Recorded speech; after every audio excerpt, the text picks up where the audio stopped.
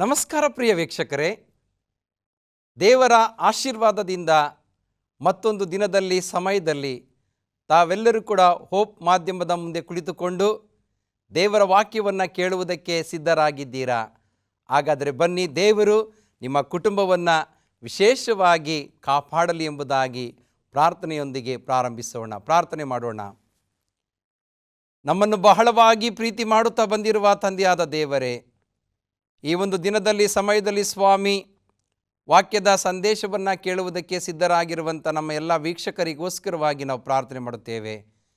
ಎಷ್ಟೋ ಜನರು ಕಷ್ಟ ಕಾಯಿಲೆಗಳಿಂದ ನಮಗೋಸ್ಕರವಾಗಿ ಪ್ರಾರ್ಥನೆ ಮಾಡಿರಿ. ನಮ್ಮ ಮಕ್ಕಳು ಈ ದಿನ ಪರೀಕ್ಷೆ ಬರೆಯುವುದಕ್ಕೆ ಹೋಗಿದ್ದಾರೆ. ಅನೇಕರು ಫಲಿತಾಂಶದ ನಿರೀಕ್ಷೆಯಲ್ಲಿದ್ದಾರೆ ಸ್ವಾಮಿ. ಅವರಿಗೆ ಬೇಕಾದಂಥ ಉತ್ತಮ ಫಲಿತಾಂಶವನ್ನು ದಯಪಾಲಿಸಿಕೊಡು ಸ್ವಾಮಿ. ಈ ವರ್ಷವನ್ನು ಮುಗಿಸಿ ಮುಂದಿನ ವರ್ಷಕ್ಕೆ ಹೋಗುವಾಗ ಅವರ ಜೀವಿತಕ್ಕೆ ನೀನೇ ಬೆಳಕಾಗಿದ್ದುಕೊಂಡು ಅವರು ಕೆಲಸಕ್ಕೆ ಹೋಗುವಾಗ ಬರುವಾಗ ನಿನ್ನ ಕೃಪಾಶೀರ್ವಾದದಿಂದ ಅವರನ್ನು ಬಲಪಡಿಸಿ ಕಾಪಾಡಿಕೊಂಡು ಬರಬೇಕೆಂಬುದಾಗಿ ಈ ಸಂದೇಶದ ಮೂಲಕವಾಗಿ ಎಲ್ಲರಿಗೂ ಬಿಡುಗಡೆಯನ್ನು ದಯಪಾಲಿಸಿ ಎಂದು ಪ್ರಭು ಕ್ರಿಸ್ತೇಸುವಿನ ನಾಮದಲ್ಲಿ ಪ್ರಾರ್ಥಿಸುತ್ತೇವೆ ನಮ್ಮ ತಂದೆಯೇ, ಆಮೇನ್. ಭಾಳ ಸಂತೋಷ. ದೇವರ ಆಶೀರ್ವಾದದಿಂದ ಈ ದಿನಕ್ಕೆ ಈ ಸಮಯಕ್ಕೆ ನೇಮಕವಾದಂಥ ದೈವಿಕ ವಾಕ್ಯದ ಸಂದೇಶದ ಮುಖ್ಯ ಭಾಗ, ನೀವು ವಿಶೇಷವಾದಂಥ ಜನಾಂಗವಾಗಿದ್ದೀರಾ ಎಂಬುದಾಗಿ. ಯಾಕೆಂದರೆ ದೇವರ ಎಣಿಕೆಯಲ್ಲಿ ನಾವು ಏನಾಗಿದ್ದೇವೆ? ದೇವರು ಸ್ಪಷ್ಟವಾಗಿ ತನ್ನ ವಾಕ್ಯದಲ್ಲಿ ಹೇಳುವಂಥದ್ದು, ನೀವು ಒಂದು ವಿಶೇಷವಾದಂಥ ಜನಾಂಗವಾಗಿದ್ದೀರಾ. ಅನೇಕರು ಕೆಲವು ವಿಶೇಷತೆಗಳನ್ನು ಯಾವಾಗಲೂ ಇಷ್ಟಪಡ್ತಾರೆ ಪ್ರಿಯರೇ. ತಮ್ಮ ಆಹಾರದ ವಿಚಾರದಲ್ಲಿರ್ಬೋದು, ಅವರು ಹಾಕಿಕೊಳ್ಳುವಂಥ ಬಟ್ಟೆಯ ವಿಚಾರದಲ್ಲಿ, ಮನೆಯನ್ನು ಕಟ್ಟುವಂಥ ವಿಚಾರಗಳಲ್ಲಿ, ಅಥವಾ ಅವರ ಕುಟುಂಬದ ಜೀವಿತ, ಇಂಥ ವಿಚಾರಗಳಲ್ಲಿ ಒಂದು ವಿಶೇಷತೆಯನ್ನು ಬಯಸುವಂಥವರಾಗಿದ್ದಾರೆ. ಆದರೆ ದೇವರು ನಮ್ಮನ್ನು ನೀವು ವಿಶೇಷವಾದಂಥ ಜನಾಂಗವಾಗಿದ್ದೀರಾ. ಹಾಗಾದರೆ ಆ ವಿಶೇಷವಾದಂಥ ಜನಾಂಗದಲ್ಲಿ ಯಾವ ಗುಣಗಳಿರಬೇಕು? ಇದೇ ಇವತ್ತಿನ ಸಂದೇಶದ ಮುಖ್ಯ ಭಾಗಗಳು ಎಂಬುದಾಗಿ ನಾವು ನೋಡುತ್ತೇವೆ. ಈಗ ಒಂದು ಬಟ್ಟೆ ವಿಶೇಷವಾಗಿರಬೇಕಾದ್ರೆ ಆ ಬಟ್ಟೆಯ ಗುಣಗಳಿಂದ ವಿಶೇಷತೆಯನ್ನು ಅರ್ಥ ಮಾಡಿಕೊಳ್ಳಬೇಕಾಗ್ತದೆ.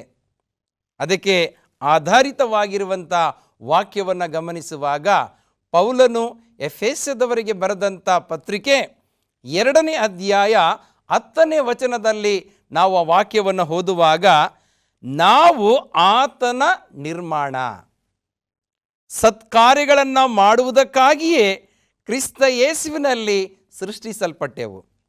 ನಾವು ಸತ್ಕಾರ್ಯಗಳನ್ನು ನಡೆಸುವವರಾಗಿ ಬದುಕಬೇಕೆಂದು ದೇವರು ನಮ್ಮನ್ನು ಮೊದಲೇ ನೇಮಿಸಿದನು. ನೋಡಿ, ನಾವು ಒಂದು ವಿಶೇಷವಾದಂಥ ಜನಾಂಗವಾಗಿ ನಾವು ಜೀವಿಸಬೇಕಾದರೆ ಅಂಥ ವಿಶೇಷತೆ ಏನಿರಬೇಕೆಂಬುದಾಗಿ ನೋಡುವಾಗ, ಒಬ್ಬನು ಒಂದು ವಿಶೇಷ ರೀತಿಯಲ್ಲಿ ಮನೆಯನ್ನು ಕಟ್ಟುವಂಥವನಾಗಿದ್ದಾನೆ.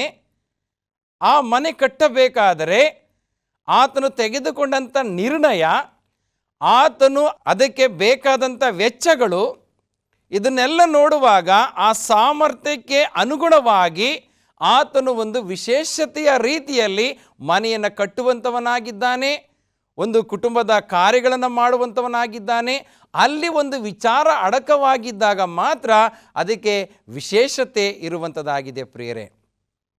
ಅದೇ ರೀತಿಯಾಗಿ ದೇವರ ಮಕ್ಕಳಾಗಿರುವ ನಮ್ಮಲ್ಲಿಯೂ ಕೂಡ, ನಾನು ನಿಮ್ಮನ್ನು ಒಂದು ವಿಶೇಷವಾದಂಥ ಜನಾಂಗ, ನೀವು ವಿಶೇಷವಾದಂಥ ಜನಾಂಗ ಎಂಬುದಾಗಿ ದೇವರು ಕರೆದಿರಬೇಕಾದ್ರೆ ನಾವು ಆತನ ನಿರ್ಮಾಣವಾಗಿದ್ದೇವೆ. ಒಂದು ನಾವು ತಿಳ್ಕೊಳ್ಬೇಕಾಗಿದೆ, ನಾವೆಲ್ಲರೂ ಕೂಡ ಆತನ ನಿರ್ಮಾಣವಾಗಿದೆ.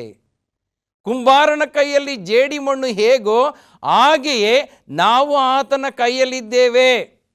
ಯೆರೆಮೀಯ ಪ್ರವಾದಿ ಸ್ಪಷ್ಟವಾಗಿ 18ನೇ ಅಧ್ಯಾಯದಲ್ಲಿ ಅದನ್ನು ಹೇಳುವಂಥವನಾಗಿದ್ದಾನೆ. ಇವತ್ತು ನಾವು ದೇವರ ಕೈಯಲ್ಲಿದ್ದೇವೆ. ಯಾಕೆಂದರೆ ನಾವು ಒಂದು ವಿಶೇಷವಾದಂಥ ಜನಾಂಗವಾಗಿರುವುದರಿಂದ ಆತನ ಕೈ ಕೆಳಗಡೆ ನಾವಿದ್ದೇವೆ ಪ್ರಿಯರೇ. ನಮ್ಮನ್ನು ಆರಿಸಿಕೊಂಡಿದ್ದಾನೆ, ಆತನ ನಿರ್ಮಾಣವಾಗಿ ನಾವು ಆರಿಸಿಕೊಂಡಿದ್ದೇವೆ. ಸತ್ಕಾರ್ಯಗಳನ್ನು ಮಾಡುವುದಕ್ಕಾಗಿಯೇ.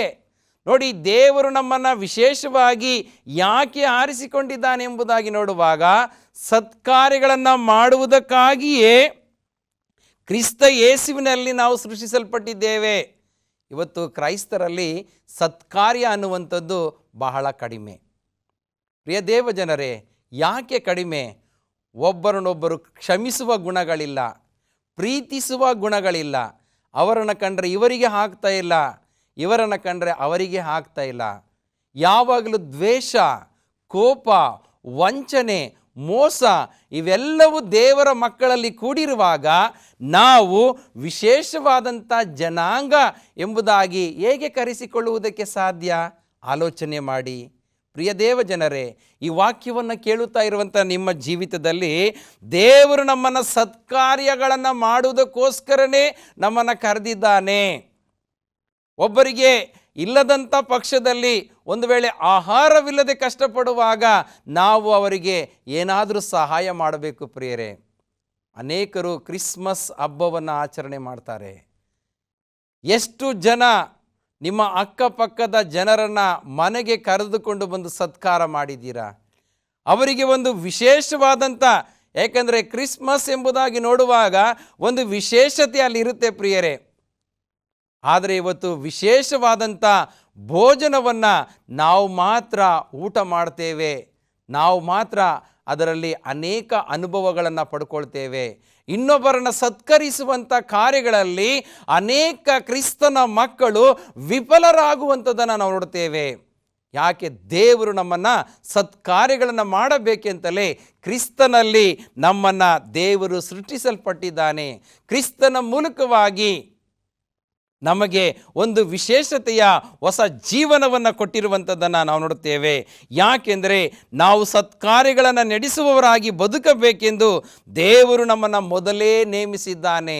ಸತ್ಕಾರ್ಯಗಳನ್ನು ಮಾಡುವುದರ ಮೂಲಕವಾಗಿ ನಾವು ಈ ಲೋಕದಲ್ಲಿ ಬದುಕಬೇಕು.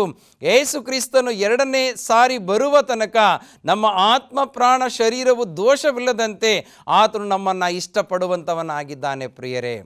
ಹಾಗಾಗಿ ಯಾವ ವಿಧದಲ್ಲಿ ನಾವು ವಿಶೇಷ ಜನಾಂಗವಾಗಿದ್ದೇವೆ ಎಂಬುದಾಗಿ ನೋಡುವಾಗ ಅದೇ ಎಫೆಸದವರಿಗೆ ಬರೆದಂಥ ಪತ್ರಿಕೆ 1ನೇ ಅಧ್ಯಾಯ 5 ಮತ್ತು 6ನೇ ವಚನ ನೋಡುವಾಗ, ಆತನು ತನ್ನ ಕೃಪೆಯನ್ನು ಪ್ರಖ್ಯಾತಿಗೆ ತರಬೇಕೆಂದು ನಮ್ಮನ್ನು ಯೇಸು ಕ್ರಿಸ್ತನ ಮೂಲಕ ತನ್ನ ಪುತ್ರರನ್ನಾಗಿ ಸ್ವೀಕರಿಸುವುದಕ್ಕೆ ದಯಾಪೂರ್ವಕವಾದ ತನ್ನ ಚಿತ್ತಾನುಸಾರವಾಗಿ ಮೊದಲೇ ಸಂಕಲ್ಪ ಮಾಡಿದನು.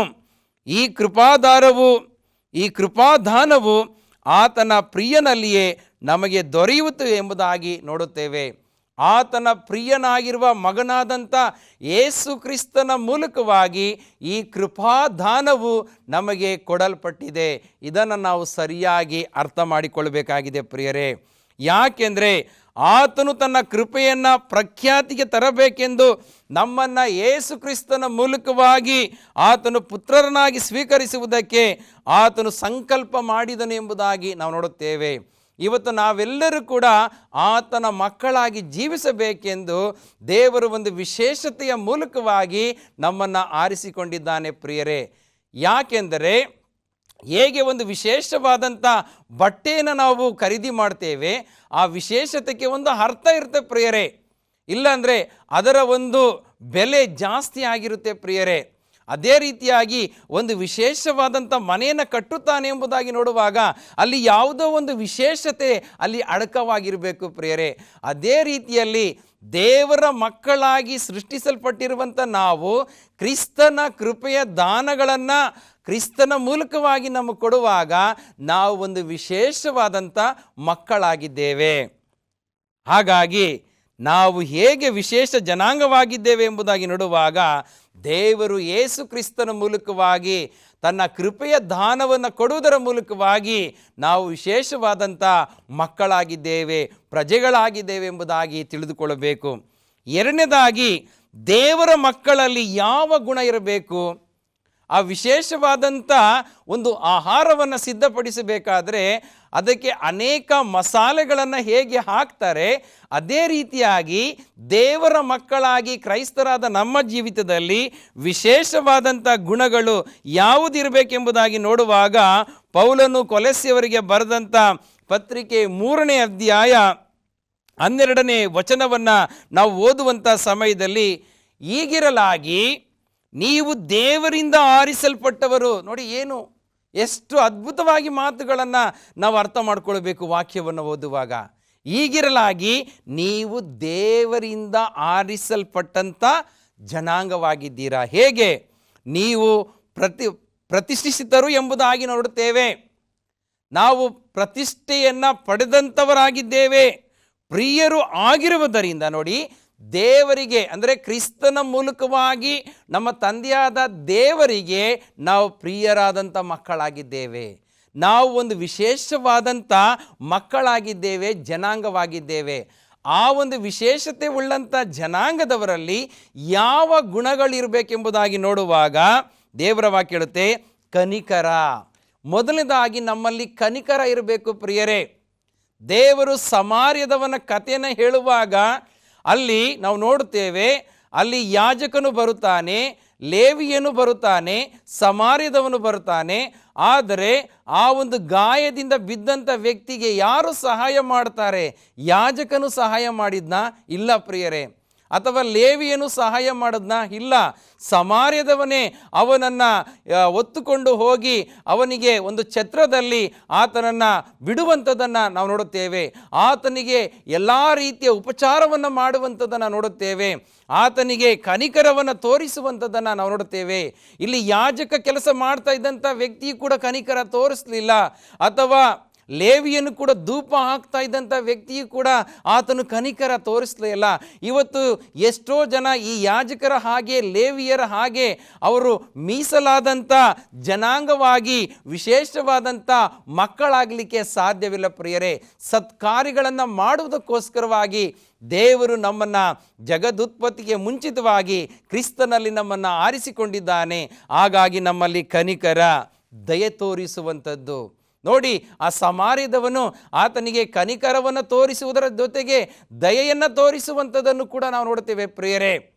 ಹಾಗಾಗಿ ನಂತರ ದೀನಭಾವ, ಸಾತ್ವಿಕತ್ವ, ದೀರ್ಘಶಾಂತಿ ಎಂಬ ಸದ್ಗುಣಗಳನ್ನು ಧರಿಸಿಕೊಳ್ಳಿರಿ.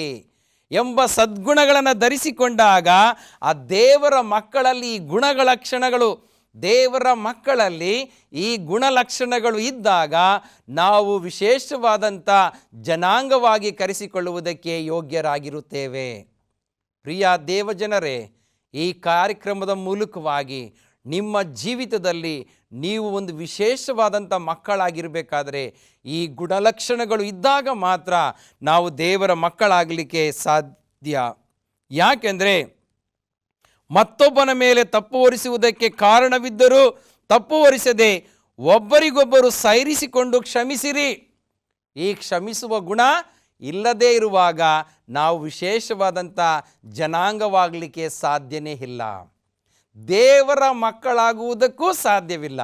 ಹಾಗಾಗಿ ಇವತ್ತಿನ ಈ ಸಂದೇಶದಲ್ಲಿ ನೀವು ಎಚ್ಚರಿಕೆಯನ್ನು ಪಡೆದುಕೊಳ್ಳಬೇಕಾಗಿದೆ. ಹೇಗೆ ನೀವು ಮತ್ತೊಬ್ಬರ ತಪ್ಪನ್ನು ನೀವು ಕ್ಷಮಿಸುವಂಥ ಗುಣಲಕ್ಷಣಗಳು ನಿಮ್ಮಲ್ಲಿ ಇರಬೇಕು. ಯಾಕೆಂದರೆ ಕರ್ತನು ನಿಮ್ಮನ್ನು ಕ್ಷಮಿಸಿದಂತೆ ನೀವು ಕ್ಷಮಿಸಿರಿ. ಇದೆಲ್ಲದರ ಮೇಲೆ ಪ್ರೀತಿಯನ್ನು ಧರಿಸಿಕೊಳ್ಳಿರಿ, ಅದು ಸಮಸ್ತವನ್ನು ಸಂಪೂರ್ಣ ಮಾಡುವ ಬಂಧವಾಗಿದೆ. ಹೀಗೆ ನೋಡಿ, ಪೌಲನು ಕೊಲೊಸ್ಸೆ ಸಭೆಗೆ ಆತನು ಸ್ಪಷ್ಟವಾಗಿ ಹೇಳ್ತಾನೆ. ಯಾಕೆಂದರೆ ಆ ಕೊಲೊಸ್ಸೆ ಸಭೆಯಲ್ಲಿ ಈ ಎಲ್ಲ ಬಲಹೀನತೆಗಳಿದ್ದ ಪ್ರಯುಕ್ತವಾಗಿ ಆತನು ಅರ್ಥಗರ್ಭಿತವಾಗಿ ಒಂದೊಂದು ವಾಕ್ಯಗಳನ್ನು ಬರೆಯುವಂಥವನಾಗಿದ್ದಾನೆ. ಒಂದೊಂದು ಪದ ಬಳಕೆಯಲ್ಲಿ ಈ ರೀತಿಯಾಗಿ ಮಾಡಿರುವಾಗ ಅವರಲ್ಲಿ ಆ ಬಲಹೀನತೆಗಳಿತ್ತು ಪ್ರಿಯರೇ. ಇವತ್ತಿನ ದಿನದಲ್ಲಿ ನಾವು ಒಂದು ಸಭೆಯಾಗಿ ಜೀವಿಸ್ತಾ ಇರ್ಬೋದು, ಒಂದು ಮೀಸಲಾದಂಥ ವಿಶೇಷವಾದಂಥ ಜನಾಂಗವಾಗಿ ನಾವು ಜೀವಿಸ್ತಾ ಇರ್ಬೋದು. ಈ ಗುಣಲಕ್ಷಣಗಳನ್ನು ನಮ್ಮ ಜೀವಿತದಲ್ಲಿ ಅಳವಡಿಸಿಕೊಂಡಾಗ ಮಾತ್ರ ನಾವು ಆ ವಿಶೇಷತೆಯಲ್ಲಿ ಜೀವಿಸುವುದಕ್ಕೆ ಸಾಧ್ಯ. ನಮ್ಮನ್ನು ವಿಶೇಷವಾದಂಥ ಜನಾಂಗ ಎಂಬುದಾಗಿ ಇತರರು ನಮ್ಮನ್ನು ಕರೆಯುವುದಕ್ಕೆ ನಾವು ಯೋಗ್ಯರಾಗಬೇಕಾಗ್ತದೆ ಪ್ರಿಯರೇ. ನಂತರ ಹೇಳುವಂಥದ್ದು, ಕರ್ತನು ನಿಮ್ಮನ್ನು ಕ್ಷಮಿಸಿದಂತೆ ನೀವು ಕ್ಷಮಿಸಿರಿ, ಇದೆಲ್ಲದರ ಮೇಲೆ ಪ್ರೀತಿಯನ್ನು ಧರಿಸಿಕೊಳ್ಳಿರಿ, ಅದು ಸಮಸ್ತವನ್ನು ಸಂಪೂರ್ಣ ಮಾಡುವ ಬಂಧವಾಗಿದೆ. ಕ್ರಿಸ್ತನಿಂದಾದ ಸಮಾಧಾನವು ನಿಮ್ಮ ಹೃದಯಗಳಲ್ಲಿ ಯಜಮಾನನಂತಿದ್ದುದು ತೀರ್ಪು ಹೇಳಲಿ.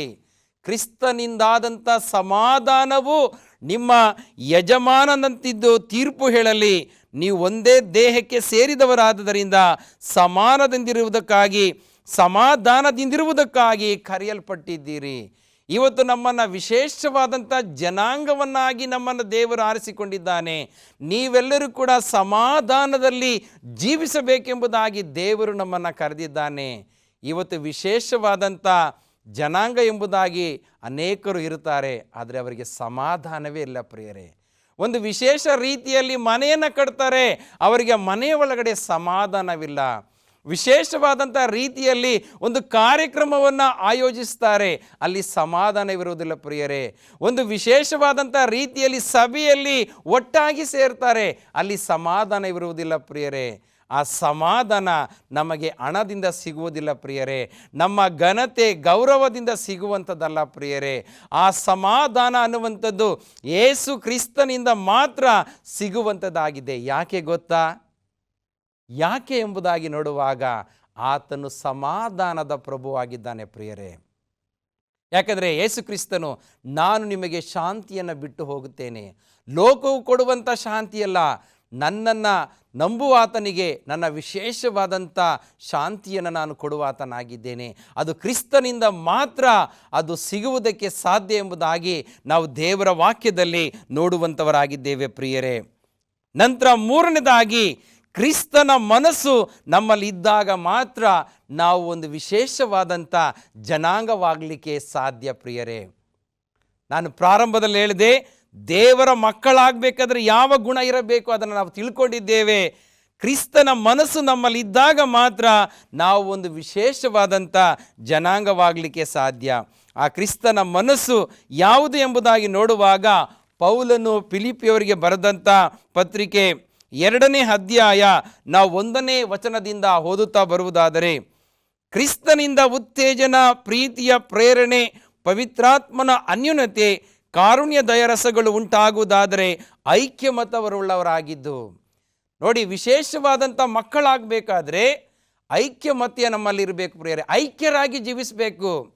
ನಾವು ಒಬ್ಬರಿಗೊಬ್ಬರು ಹೊಂದಾಣಿಕೆಯಿಂದ, ಸಹೋದರರ ಪ್ರೀತಿಯಿಂದ ನಾವು ಜೀವಿಸಿದಾಗ ಮಾತ್ರ ಸಾಧ್ಯ ಎಂಬುದಾಗಿ ನೋಡುತ್ತೇವೆ. ಯಾಕೆಂದರೆ ನನ್ನ ಸಂತೋಷವನ್ನು ಪರಿಪೂರ್ಣ ಮಾಡಿರಿ, ನಿಮ್ಮೆಲ್ಲರಲ್ಲಿ ಒಂದೇ ಪ್ರೀತಿ ಇರಲಿ. ದೇವರ ವಾಕ್ಯ ಹೇಳುತ್ತೆ ಪ್ರಿಯರೇ, ನಿಮ್ಮಲ್ಲಿ ಒಂದೇ ಪ್ರೀತಿ ಇರಬೇಕು. ಇವತ್ತು ಒಂದು ಕುಟುಂಬ ಎಂಬುದಾಗಿ ನೋಡುತ್ತಾರೆ, ಒಂದೇ ಪ್ರೀತಿ ಇಲ್ಲ. ನಾವೆಲ್ಲರೂ ಕೂಡ ಕ್ರಿಸ್ತನಲ್ಲಿ ಒಂದೇ ದೇಹವಾಗಿದ್ದುಕೊಂಡು ಒಂದೇ ಸಭೆಯಾಗಿದ್ದೇವೆ, ಆ ಸಭೆಯಲ್ಲಿ ಪ್ರೀತಿ ಇಲ್ಲ ಪ್ರಿಯರೇ. ಇವತ್ತಿನ ದಿನದಲ್ಲಿ ಅಣ್ಣನನ್ನು ಕಂಡ್ರೆ ತಮ್ಮನಿಗೆ ಆಗುವುದಿಲ್ಲ, ತಮ್ಮನನ್ನು ಕಂಡ್ರೆ ಅಣ್ಣನಿಗೆ ಆಗುವುದಿಲ್ಲ, ಹೆಂಡತಿಯನ್ನು ಕಂಡ್ರೆ ಗಂಡನಿಗೆ ಆಗುವುದಿಲ್ಲ, ಗಂಡನಿಗೆ ಕಂಡ್ರೆ ಹೆಂಡತಿಗೆ ಪ್ರೀತಿ ಇರುವುದಿಲ್ಲ ಪ್ರಿಯರೇ. ಆದರೆ ದೇವರ ವಾಕ್ಯ ಹೇಳುತ್ತೆ, ನಿಮ್ಮಲ್ಲಿ ಒಂದೇ ಪ್ರೀತಿ ಇರಬೇಕೆಂಬುದಾಗಿ. ನಟನೆಯ ಪ್ರೀತಿ ಇರಬಾರ್ದು ಪ್ರಿಯರೇ, ಎರಡು ಮಾತಿನ ಪ್ರೀತಿ ಇರಬಾರ್ದು ಪ್ರಿಯರೇ. ಹೃದಯದ ಒಳಗಿಂದ ಬರುವಂಥ ಪ್ರೀತಿ ಅದು ಒಂದೇ ಪ್ರೀತಿ ಇರುತ್ತೆ. ಮೇಲ್ನೋಟಕ್ಕೆ ಮಾಡುವ ಪ್ರೀತಿ ಅದು ಶಾಶ್ವತವಾದ ಪ್ರೀತಿಯಲ್ಲ ಪ್ರಿಯರೇ. ಪ್ರಿಯ ವೀಕ್ಷಕರೇ, ಈ ಕಾರ್ಯಕ್ರಮದ ಮೂಲಕವಾಗಿ ನಂತರ ಹೇಳುತ್ತೆ, ಅನ್ಯೋನ್ಯ ಭಾವವುಳ್ಳವರು, ಅನ್ಯೋನ್ಯತೆ ನಿಮ್ಮಲ್ಲಿರಬೇಕು, ಒಂದೇ ಗುರಿ ಇಟ್ಟುಕೊಂಡವರು ಆಗಿರಿ. ಆ ಒಂದೇ ಗುರಿ ಯಾವುದು? ಕ್ರಿಸ್ತನ ಹಿಂಬಾಲಕರಾಗಿ, ಕ್ರಿಸ್ತನ ದೇವರ ಆಜ್ಞೆಗಳನ್ನು ಕೈಕೊಂಡು ಸಬ್ಬತ್ತಿನ ಆರಾಧನೆಗೆ ಹೋಗಿ ನಾವು ಕ್ರಿಸ್ತನ ಬರಣಕ್ಕೆ ನಮ್ಮನ್ನು ನಾವು ಸಿದ್ಧತೆ ಮಾಡಿಕೊಳ್ಳುವಂಥ ಆ ಒಂದೇ ಗುರಿ ಪ್ರತಿಯೊಬ್ಬ ಕ್ರೈಸ್ತನಲ್ಲಿ ಕೂಡ ಇರಬೇಕು. ಆವಾಗಲೇ ಅವರು ವಿಶೇಷವಾದಂಥ ಜನಾಂಗವಾಗಲಿಕ್ಕೆ ಸಾಧ್ಯ. ಎರಡು ಗುರಿ ಇಟ್ಕೊಂಡ್ರೆ ನಾವು ಮೇಲೆ ಬರಲಿಕ್ಕೆ ಸಾಧ್ಯವಿಲ್ಲ.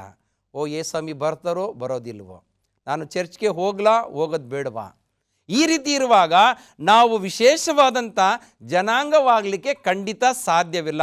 ಇದನ್ನು ಅರ್ಥ ಮಾಡಿಕೊಳ್ಳಿ ಪ್ರಿಯ ವೀಕ್ಷಕರೇ. ಈ ವಾಕ್ಯವನ್ನು ಕೇಳುತ್ತಾ ಇರುವಂಥ ನಿಮ್ಮ ಜೀವಿತದಲ್ಲಿ ಒಂದೇ ಗುರಿ ಇಟ್ಟುಕೊಂಡು ನೀವು ಓಡಬೇಕಾಗಿದೆ. ಪಕ್ಷಪಾತದಿಂದಾಗಲಿ ಒಣ ಎಮ್ಮೆಯಿಂದಾಗಲಿ ಯಾವುದನ್ನು ಮಾಡದೆ, ಯಾವುದೇ ಪಕ್ಷಪಾತ ನಮ್ಮಲ್ಲಿ ಇರಬಾರ್ದು ಪ್ರಿಯರೇ. ಒಣ ಹೆಮ್ಮೆ ಅಂದರೆ ಜಂಬ, ಗರ್ವ ನಮ್ಮಲ್ಲಿ ಇರಬಾರದು. ಆವಾಗ ನಾವು ವಿಶೇಷವಾದಂಥ ಜನಾಂಗವಾಗಲಿಕ್ಕೆ ಸಾಧ್ಯ. ನಂತರ ಮುಂದೆ ಹೇಳುವಂಥದ್ದಾಗಿದೆ ಪ್ರಿಯ ವೀಕ್ಷಕರೇ, ದೇವರ ವಾಕ್ಯದಲ್ಲಿ ಪ್ರತಿಯೊಬ್ಬನು ದೀನಭಾವದಿಂದ ಮತ್ತೊಬ್ಬನನ್ನು ತನಗಿಂತಲೂ ಶ್ರೇಷ್ಠರೆಂದು ಎಣಿಸಲಿ, ನಿಮ್ಮಲ್ಲಿ ಪ್ರತಿಯೊಬ್ಬನು ಸ್ವಹಿತವನ್ನು ಮಾತ್ರ ನೋಡದೆ ಪರಹಿತವನ್ನು ಸಹ ನೋಡಲಿ. ಎಷ್ಟು ಅದ್ಭುತವಾದಂಥ ಮಾತನ್ನು ಆತನು ಇಲ್ಲಿ ಸ್ಪಷ್ಟವಾಗಿ ಹೇಳುವಂಥವನಾಗಿದ್ದಾನೆ. ಇವತ್ತು ಪ್ರತಿಯೊಬ್ಬನು ಕೂಡ ಸ್ವಹಿತವನ್ನು ನೋಡದೆ ಪರರ ಹಿತವನ್ನು ಕೂಡ ಆತನು ನೋಡುವಂಥವನಾಗಿರಬೇಕು. ಯಾಕೆಂದರೆ ಆತನು ದೇವ ಸ್ವರೂಪನಾಗಿದ್ದರು ದೇವರಿಗೆ ಸರಿ ಸಮಾನಾಗಿದ್ದೆಂಬ ಅಮೂಲ್ಯ ಪದವಿಯನ್ನು ಬಿಡಲೊಲ್ಲೆನೂ ಎಂದೆಣಿಸದೆ ತನ್ನನ್ನು ಬರಿದು ಮಾಡಿಕೊಂಡು ದಾಸನ ರೂಪವನ್ನು ಧರಿಸಿಕೊಂಡು ಮನುಷ್ಯರಿಗೆ ಸದೃಶನಾದನು. ದೇವರು ಒಂದು ವಿಶೇಷವಾಗಿ ಎಲ್ಲವನ್ನ ಕಳೆದುಕೊಂಡು ಯಾವುದೇ ಅಧಿಕಾರ ಅಂತಸ್ತಿಗೆ ಇಷ್ಟಪಡದೆ ದಾಸನ ರೂಪವನ್ನು ಧರಿಸಿಕೊಂಡು ಆತನು ಮನುಷ್ಯರಿಗೆ ಸದೃಶನಾದನು ಎಂಬುದಾಗಿ ನೋಡುತ್ತೇವೆ. ಇವತ್ತು ಕ್ರಿಸ್ತ ಯೇಸುವಿನಲ್ಲಿದ್ದಂಥ ಮನಸ್ಸು ನಿಮ್ಮಲ್ಲಿಯೂ ಇದೆಯಾ? ಯೇಸು ಕ್ರಿಸ್ತನು ಹೇಗೆ ಒಂದು ವಿಶೇಷವಾಗಿ ನಮಗೋಸ್ಕರವಾಗಿ ಪ್ರಾಣ ಕೊಟ್ಟ ಪ್ರಿಯರೇ, ಆತನ ಪ್ರಾಣದಲ್ಲಿ ಒಂದು ವಿಶೇಷತೆ ಇತ್ತು. ಆತನ ಅಮೂಲ್ಯವಾದಂಥ ರಕ್ತದಲ್ಲಿ ಒಂದು ವಿಶೇಷತೆ ಇತ್ತು ಪ್ರಿಯರೇ. ಆತನ ಪುನರುತ್ಥಾನದಲ್ಲಿ ಒಂದು ವಿಶೇಷತೆ ಇದೆ. ಆತನು ಕ್ರಿಸ್ತನು ಎರಡನೇ ಸಾರಿ ಬರುವಾಗ ಒಂದು ವಿಶೇಷತೆ ಇದೆ ಪ್ರಿಯರೇ. ಆ ವಿಶೇಷತೆಗೋಸ್ಕರವಾಗಿ ನಾವು ಕಾಯಬೇಕಾರೆ ನಮ್ಮನ್ನು ನಾವು ನೀತಿವಂತರಾಗಿ ನಾವು ನಿರ್ಣಯಿಸಲ್ಪಟ್ಟವರಾಗಿ ಲೋಕದಲ್ಲಿ ಜೀವಿಸಬೇಕಾಗಿದೆ. ಅದೇ ತಾನೇ ವಿಶೇಷತೆ. ಕೇವಲ ನಾವು ಬಟ್ಟೆಯನ್ನು ಹಾಕಿಕೊಳ್ಳುವುದರಿಂದ ಹೊಸ ಹೊಸ ಬಟ್ಟೆಗಳನ್ನು ಹಾಕಿಕೊಳ್ಳುವುದರಿಂದ ವಿಶೇಷತೆಯಲ್ಲ. ಒಳ್ಳೆಯ ಕ್ರಿಸ್ಮಸ್ ಹಬ್ಬವನ್ನು ಮಾಡುವುದರಿಂದ ವಿಶೇಷತೆಯಲ್ಲ, ಅಥವಾ ಸಭೆಯಲ್ಲಿ ಗಣ್ಯ ವ್ಯಕ್ತಿಗಳಾಗಿ ನಾವು ಕಾಣಿಸಿಕೊಳ್ಳುವುದರಿಂದ ವಿಶೇಷತೆ ಇರೋದಿಲ್ಲ ಪ್ರಿಯರೇ.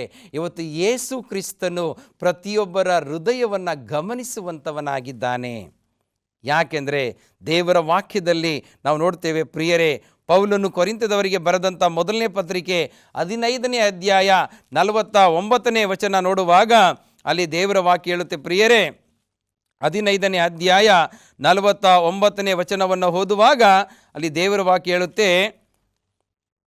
ನಾವು ಮಣ್ಣಿನಿಂದ ಹುಟ್ಟಿದವನ ಸಾರೂಪ್ಯವನ್ನು ಧರಿಸಿಕೊಂಡಿರುವ ಪ್ರಕಾರ ಪರಲೋಕದಿಂದ ಬಂದಾತನ ಸಾರೂಪ್ಯವನ್ನು ಧರಿಸಿಕೊಳ್ಳಬೇಕು. ಇವತ್ತು ನಾವು ಮಣ್ಣಿನಿಂದ ಉತ್ಪತ್ತಿಯಾದಂಥ ಆ ಒಂದು ಸಾರೂಪ್ಯ ನಮ್ಮಲ್ಲಿ ಇರಬಾರ್ದು ಪ್ರಿಯರೇ. ಹೇಗಿರಬೇಕೆಂಬುದಾಗಿ ನೋಡುವಾಗ ಪರಲೋಕದಿಂದ ಬಂದಾತನ ಸಾರೂಪ್ಯವನ್ನು ನಾವು ಧರಿಸಿಕೊಂಡವರಾಗಿರಬೇಕು. ಇದು ತಾನೇ ಕ್ರಿಸ್ತ ಯೇಸುವಿನಲ್ಲಿದ್ದಂಥ ಮನಸ್ಸು. ಇವತ್ತು ಪರಲೋಕದಿಂದ ಬಂದಾತನ ಸಾರೂಪ್ಯವನ್ನು ನಾವು ಧರಿಸಿಕೊಳ್ಳಬೇಕು. ಹೇಗೆ ಎಂಬುದಾಗಿ ನೋಡುವಾಗ ಕ್ರಿಸ್ತನು ಪರಿಶುದ್ಧನಾಗಿರುವ ಪ್ರಕಾರವೇ ನೀವು ಎಲ್ಲ ವಿಷಯದಲ್ಲಿ ಪರಿಶುದ್ಧತೆಯ ಜೀವನದಲ್ಲಿ ನೀವು ಜೀವಿಸುವಾಗ ನೀವು ಒಂದು ವಿಶೇಷವಾದಂಥ ಜನಾಂಗವಾಗಲಿಕ್ಕೆ ಸಾಧ್ಯ.